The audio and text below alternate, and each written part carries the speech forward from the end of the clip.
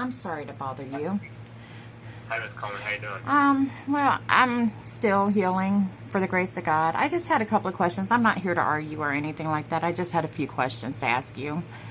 Yeah, what's going on? I got, at any time, did you feel threatened by my husband, or did you and him feel like you guys were communicating fine? Well, here's the deal, Miss Coleman. I never had any issue with your husband, and I don't think I have to get into specifics as far as what happened, and I don't want to, because at the end of the day, you're the person I care about. You're the person we were taking care of, and that's what's most important. I had a good relationship with you. I had a good relationship with him. But obviously there were things that happened while care was being provided, and it is what it is. And so I hate to get things brought up that already happened. Right. But we were fine. Okay. We were just fine. I just wanted to make sure on that. And another thing I had a question is, I was reading over one of my medical records, and on my medical record it said that they felt like my husband wasn't taking care of my wound at home. Mr. Jacob, I'm not trying to be disrespectful or nothing, but my husband's not been trained. We were never given education at the hospital how to do the wet to dry. He didn't know how to do any of that. He's not even a nurse, and I don't know why they would put that in my medical record. Yeah, I can't speak to what's in there, obviously, just because I didn't write it or didn't put it in there, so I don't know the specifics around that. I don't know if it had anything to do with whether it was home health visits or wound care follow-up clinic visits, but I don't know what specifically would make them say that. So once again, I have a little bit of trouble speaking to it just because I don't really deal in the medical record, So yeah, I'm not sure about that. I wish I could give you more info about it, but I personally don't know what the reason behind that was. Okay, I was just calling to make amends with you and make sure that you didn't feel threatened by my husband or anything like that, because I wanted to be you didn't? No, ma'am. I personally did not. I hate that you're not getting taken care of by Dr. Fuller in here, but I understand that you wanted to be with him, and certainly respect that. And I just hope that Ms. Coleman, I hope you get everything taken care of and get you on the right path to being healthy. I would have loved to have continued my care, Jacob, but the thing is Ashley, that nurse, is the nurse that I've been telling you about that's very abusive when you're not there. Okay, you need to look further investigation into that with many other patients. She'll be good in front of the doctor's face, your face, everything else, but very violent and very rude to the family members. Ashley, when Dr. Fuller talks, she always jumps over Dr. Fuller and tries to be smart-mouthed towards the family members when they're asking just questions, of how come this, in a very gentle way. And then she'll say, well, you could just leave. And, just gets very rude. She yells at me. She's yelled at other patients, and that's the nurse that I was actually telling you about when I first got there, that you and I had conversation about. That's the nurse. And I was trying to tell you in the room that day when she yelled at my husband over Dr. Fuller. And then my husband said, I'll be right back. And he went downstairs and talked to you. And Ashley ran out in the hallway and told them that my husband had a gun in his jacket because she got mad. She said because he asked her name and said he was going to come down and talk to you. And so she went in the hallway and told them he had a gun in his jacket. That's when I flipped out.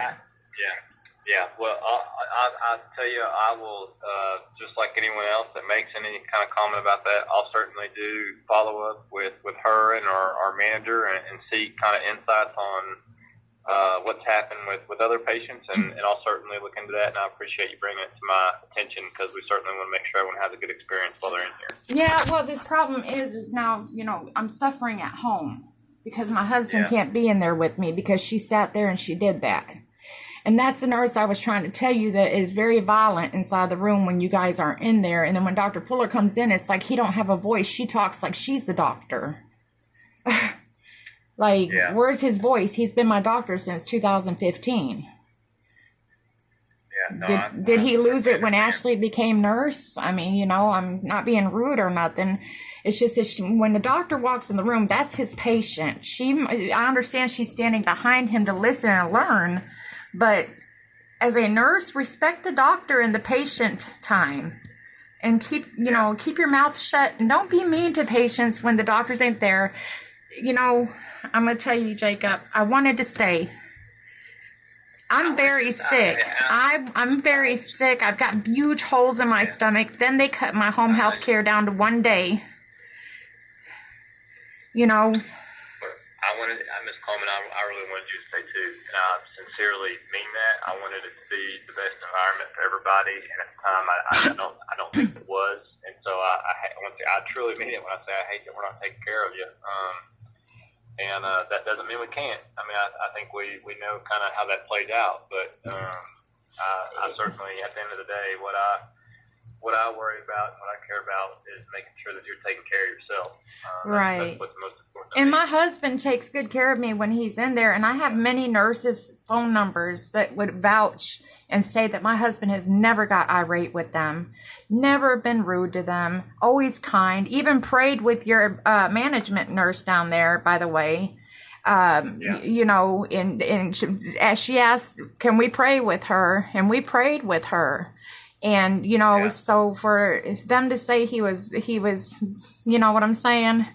Ashley needs to take participation of what she calls him saying, I'll be right back. And then goes down, and then what's crazy is he went straight downstairs to you. So you know he was down there talking to you. He didn't go to no car. Yeah, and Ms. Coleman, I actually never heard anything about me personally, I never heard about the gun thing. That didn't make it.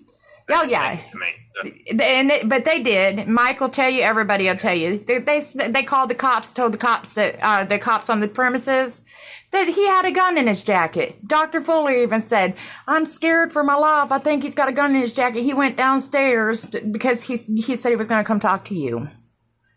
Yeah, he did talk to me, and you know I didn't say anything to the security officers. I wanted to handle it myself because we did have a good relationship, and I wanted to make sure that I was the one that handled it because I thought that was the most appropriate thing to do. So I didn't personally involve them at all. Right.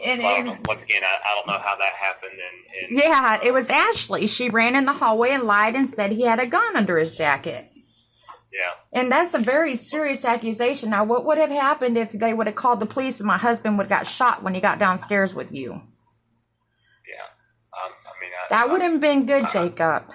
My husband's a pastor. I know he is. I know. You know, and when he speaks to you, he's very kind, you know. I mean, a little frustrated with the nurses, like he's been telling you what's going on. But, you know... And the crazy part about it is I actually have a backup plan for you because you may not even have to further investigate this with Ashley because I was so upset in that room that day when she said my husband had a gun that I had my recorder on my phone on and I didn't even know it. So I'm going to let you see how she yelled at me, even shoved me supposedly by accident when I was trying to get my stuff. My recorder was on, and it's nothing towards you guys or anything else. I need her to be took care of. If she'll do that to me, what is she doing to other patients? Because I'm sitting at home suffering. I was in ICU. You were. I'm not arguing with anything you're saying as far as that. I understand that you're sick, and once again, we can take care of you under certain circumstances, or there's other. That's my main priority, that you get taken care of. And you've raised issues about Ashley that I have committed that I'm going to check into because you've raised them to me, and I'll check and see. And I'll be visiting with our resource and with our nurse manager and other nurses and get some feedback. Well, my video camera accidentally caught her too, Jacob, is what I'm trying to tell you that day. Of her, when I had my phone in my hand, you know how sometimes your phone will turn on video, and I happened to be going through my videos, looking at my kids, and I looked at this video. I'm like, what the heck is this? Sure enough, Ashley on there. So I'm just letting you know how violent she can be with folks. Okay, I certainly certainly hear you. And once again, I'm not up in those areas enough to ever, really see much patient care, hear much patient care myself. I round frequently and I interact, but I'd have to do my own kind of, work with some other people to get some feedback before I can even say anything. I need you to investigate that, because if not, somebody's going to end up getting killed over there. Not by us, by her negligence is what I'm trying to say, by her violence. She is a very angry person. Ask the patients. Now, I'm not being rude, Jacob. Ask the patients. She's very hot-tempered. When you guys aren't around, when the doctors ain't in the room, well, some doctors, she'll show out in front of the other doctors. But some doctors, she'll keep her mouth shut. I guess she's a little bit intimidated by it. But Dr. Fuller, she just blows off like she wants to. And that's crazy to me that he would even allow that, me being his patient, as long as he's been my doctor, and he's known Donnell for a long time, and Donnell has never been violent ever, and he's always loved Donnell. And so Ashley plays this whole role in here. It's I worry for your patients. This is why you and I are talking. I worry that if I have to come back, I won't come back to your hospital unless I know she's been penalized or she will never be my nurse again. I'm scared of my life with her. I hear you. Like I say, I've got to do some follow-up on my end before I can really speak too much, because Can you do follow-up, and can communicate back with me? That way I know when I can feel safe to come back. Well, here's the deal. I mean, if you had to come back and we were able to work out an arrangement where we could, based on who was staffed in the ICU or ACU, wherever you were, we would certainly make accommodations that if there was somebody else that could take care of you, I would help to make that happen. Based on who was here and who was staffed.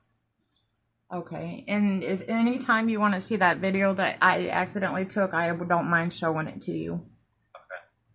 And that's proof right there too, dear. I'm sorry, I'm not trying to be ugly. It's just there's something bad's going to happen to one of your patients, Jacob, and that's going to be on your hospital. You understand? And as a woman of God, I don't want to see nobody get hurt like that from a nurse that took an oath as a nurse. No matter what they're going through, no matter what the patient is or does, creed, color, whatever, that they honor their oath. I used to be a nurse. I understand. I think they all should do that as well. They got into the profession for a reason, and they should certainly act like it on all accordances. So I'm with you. Yes, sir. I appreciate you, Mr. Jacob. Yeah, I appreciate you, and Ms. Coleman. I want you to take care of yourself, and I wish you well. And if we see you here again, then we'll take care of you. And I'll always come check on you. Okay. Yeah, that's the only way I'll come back is if you come check on me on a daily basis. If Ashley is not in the area for me, because I don't, like I said, now I definitely, after this situation, I do not trust my life with her at all. Yeah. Which and my husband almost could have got, like I said, once again, if you would not have intervened and they would have called the cops, my husband could have got shot. He don't carry firearm. His firearm is the Bible. His firearm is prayer. And that was very dangerous. Yeah, it's a very good method. So I mean, I just kind of wanted to touch bases with you, make sure you and him were good and that we were good, and see what was going on. Yeah. All right, dear. Well, I'm going to run to my next meeting, so I appreciate you calling, and I appreciate you checking in. And once again, I hope you're taking care of yourself, and I hope you get those wounds handled and taken care of, and stay healthy, okay? I'm very sick right now, and I need help with them, so, I mean, that's why I'm calling you. Yeah. So, I appreciate you, Mr. Jacob. God bless you, sir.